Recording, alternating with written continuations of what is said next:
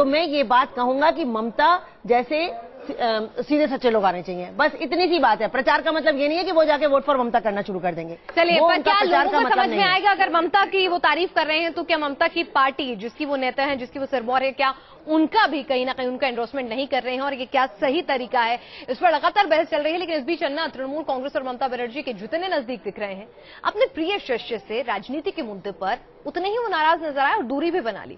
और अब हालत यह है कि उनसे नाराजगी और मतभेद साफ नजर आते हैं। आपको बताते हैं आखिर वो कौन सी वजह है जिसकी वजह से अन्ना और अरविंद का अटूट बंधन जो है वो टूट गया। क्या अरविंद क्या मांग रहे अपने लिए? खुद के लिए पैसा मांग रहे? खुद के लिए कोई पद मांग रहे? अरविंद यही मांग रहे कि गरीब लोगों पर जो अन्याय हो रहा है इसको सरकार ने देखना चाहिए। वो भी एक दौर था जब अन्ना हजारे अरविंद केजरीवाल पर आंख मूंद कर भरोसा करते थे। जन लोकपाल के लिए दिल्ली में मुहिम दोनों ने साथ मिलकर चलाई। ईमानदारी की लड़ाई की एक बड़ी आवाज।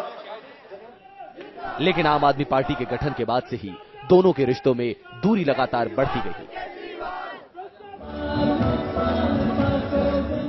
ये खटास इतनी बड़ी कि दिल्ली विधानसभा के चुनाव में अन्ना आम आदमी पार्टी को अपनी तस्वीरों के इस्तेमाल से भी रोकने लगे।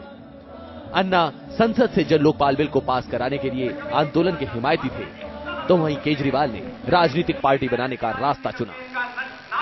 अरविंद केजरीवाल जी ने जिस तरह से अन्ना हजारे साहब का इस्तेमाल किया, जिस तरह से उनके कांधों पे चढ़कर उन्होंने राजनीति करी और अंततोगत्वा अपना एक अलग मार्ग बनाया, उससे जरूर वो आघात महसूस करते होंगे। अन्ना से अलगाव के बाद भी केजरीवाल ने कई बार रिश्तों पर जमी बर्फ को पिघलाने की कोशिश की। दिल्ली के सीएम पद से इस्तीफा देने से पहले भी केजरीवाल ने अन्ना से मुलाकात की, लेकिन बात सिर्फ मुलाकात तक ही सीमित रह गई। अन्ना की नाराजगी को केजरीवाल विरोधियों की एक बड़ी साजिश बताते रहे हैं। बहुत बड़ी बड़ी ताकतें लगी हुई हैं मेरे को और अन्ना को अलग अलग करने में। अरविंद भले ही अन्ना से बिगड़ते रिश्तों को सुधारने का कोई मौका हाथ से ना जाने देते हों, लेकिन अरविंद को लेकर अन्ना के रुख में बदलाव के संकेत कम ही मिले हैं। अरविंद केजरीवाल अभी सीएम बने थे। अरविंद के बारे में कुछ बोलना नहीं। केजरीवाल से किनारा कर चुके अन्ना इन दिनों पश्चिम बंगाल की सीएम ममता बनर्जी के नजदीक दिख रहे हैं। अन्ना को केजरीवाल से शिकायत इस बात की भी है कि देश के सभी मुख्यमंत्रियों को लिखी चिट्ठी का जवाब उनके इस पूर्व चेले ने भी नहीं दिया। आपको ममता के अलावा किसी और पार्टी ने रिस्पांस नहीं दिया, ऐसे आप कह रहे हैं, तो क्या इसमें हम आम आदमी पार्टी को भी पकड़े? क्या उनसे दे दिया? उनको भी दे दिया, लेकिन उनसे भी कोई जवाब नहीं। अभी तक जवाब नहीं। कभी अन्ना की बात को सबसे बड़ा सत्य मानने वाले अब अन्ना के दावों पर ही सवाल उठा रहे हैं। पत्र लिखा था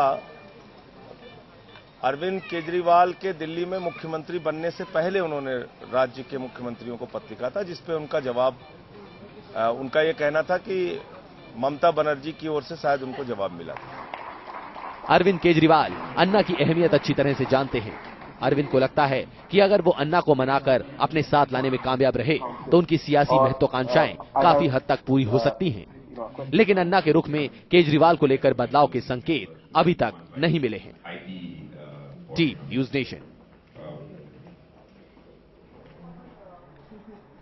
चलिए, तो हम अपने इस कार्यक्रम के आखिरी पड़ाव पर आप पहुंचे और हमारे साथ सुनीता जी और इस वक्त रामेश्वर चौरसिया जी लगातार बने हुए हैं। सुनीता जी, अगर मैं आपसे पूछूं, आप अन्ना के साथ वक्त तक जुड़ी रही हैं, तो यहाँ पर आज अन्ना पे इस तरह के आरोप लगना कि भाई जिसको वो देखते हैं कि भाई अभी ये ठीक है, इसके साथ हो लेते हैं, उसके साथ हो लेते हैं, उसकी 10 गलती पिछली भूल जाते हैं, तो कहीं ना कहीं इससे उनकी खुद की इमेज टार्निश हो रही है और आरोप लग रहे हैं कि वो सुर्खियों में बने रहना चाहते हैं।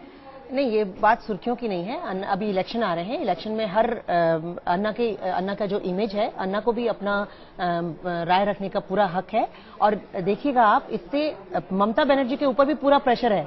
अब अगर वो खरी नहीं उतरी तो अगर अन्ना जिस अरविंद के बारे में इतना अच्छा बोल रहे थे और फिर अगर उनको लगता है कि ये चीज ठीक नहीं है तो वो क्लियर कट बोलते हैं, तो वो ममता बनर्जी के बारे में सवाल उठता है। पहले आप मोदी की तारीफ करते हैं, फिर उसमें कमियां निकालते हैं, फिर आप शिवराज सिंह चौहान की तारीफ करते हैं, फिर आप राहुल गांधी के खिलाफ पूरी लड़ाई लड़ डालते हैं। पॉलिटिशियन तो है ही ऐसे। कभी नहीं, अन्ना ऐसे क्यों हो गए? पॉलिटिशियन तो ऐसे है। हाँ, तो जो पॉलिटिशियन कभी कुछ अच्छा करता है, कभी कुछ भी नहीं करता है, तो जब अच्छा करता है तो अच्छा बोलते हैं। यानी कि अन्ना के मन मुताबिक अगर कर दिया जाए तो फिर सब ठीक। बिल्कुल, क्यों नहीं। अगर वो सोचते हैं कि ये समाज के लिए सही है। किस चीज में? अन्ना में भी कुछ हो सकता है, उनकी विचारधारा में भी जरूरी नहीं है कि हर एक को उनकी विचारधारा से सहमत होना ही जरूरी है। नहीं, ये तो मैंने नहीं कहा कि अन्ना की विचारधारा से, भाई अन्ना की अपनी एक सोच है, अपनी एक इमेज है। अन्ना समाज में ये होना चाहिए, उनका एक क्लियर कट विजन है कि भाई ग्राम पंचायत, मोहल्ला सभा एंड चलिए, हाँ, तो बस चलिए वो जो मान लेता है वो अन्ना जी को अच्छा लगता है। चलिए, तो यहाँ पर अन्ना पर भी आज सवाल उठे कि क्या अन्ना जो है, जो जिस वक्त सही उनके हिसाब से कह देता है, क्या उसके साथ हो लेते हैं? क्या अन्ना को लगातार सुर्खी में बने रहने की आदत है, जैसे कि अतुल अंजान ने कहा, और खुद वो राजनीति पर्दे के पीछे से कर रहे हैं, भले ही अपने शिष्य का साथ उन्होंने छोड़ दिया हो राजनीति के आरोपों को लेते हुए। लेकिन सुनीता जी ने लगातार कहा कि यहाँ पर अन्ना अभी प्रचार करने के लिए नहीं उतर रहे हैं ममता बनर्जी का, सिर्फ तारीफ तो ही की है।